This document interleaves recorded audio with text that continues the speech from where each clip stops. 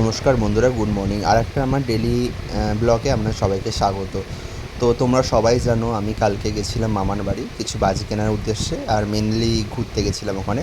তো আজকে ভোর ভোর ওখান থেকেই ফিরছিলাম। দেখো আমাদের এখানটা গ্রাম্য পরিবেশটা কত সুন্দর, আর তাছাড়া কি গাছের ফাঁক দিয়ে দেখা যাচ্ছে কুয়াশা, পুরো মাঠ বরাবর সবুজ ধান, আর গাছের ফাঁক দিয়ে উঁকি মারছে সূর্য।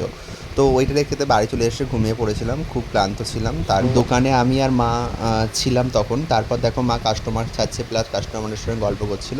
তো আমি গাড়িটা নিয়ে বাড়িতে এলাম দিদি ফোন করার কারণে। দেখো আমাদের বাড়িটা কত সুন্দর লাগছে, আর আমরা আমার দিদি, আমি, আমার ভাগ্নি সবাই মিলে বেরিয়ে পড়েছিলাম কিছু কেনাকাটির উদ্দেশ্যে। কারণ কি কালকে বাড়িতে লক্ষ্মী পুজো আছে, আর আমাদের ভাইফোঁটার গিফট কেনা হবে, তার জন্য দিদি আমাকে নিয়ে চলে গেছিলো কেনাকাটির উদ্দেশ্যে। রাস্তায় যেতে যেতে দেখো কত ঠাকুর, মানে আজকে যেহেতু কালী পুজোর আগের দিন, তো আজকে রাস্তায় অনেক ঠাকুর আমরা এখনই দেখে নিলাম।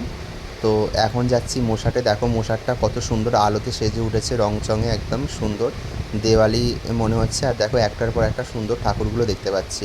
তো আমরা চলে গেলাম আমাদের এখানে শপিং মল সিটি বাজার মেট্রোতে। ওখানে কিছু আমার জ্যাকেট কেনার ছিল, আমার গেঞ্জি কেনার ছিল।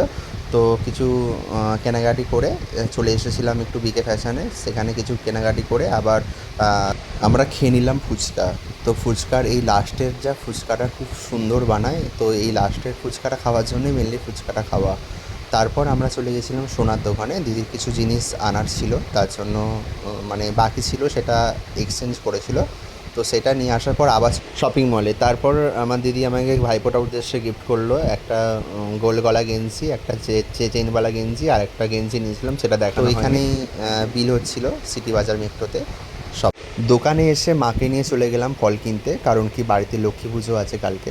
আমাদের এখানে দেওয়ালের দিন রাত্রিবেলা লক্ষ্মী পুজো হয়, ধানের লক্ষ্মী। তারপর আমি চাল কিনে নিলাম লক্ষ্মী পুজোরই জন্য। তো তারপর আমরা চলে গেছিলাম দর্শকর্মাতে বিভিন্ন রকমের লক্ষ্মী পুজোর সামগ্রী কিনতে।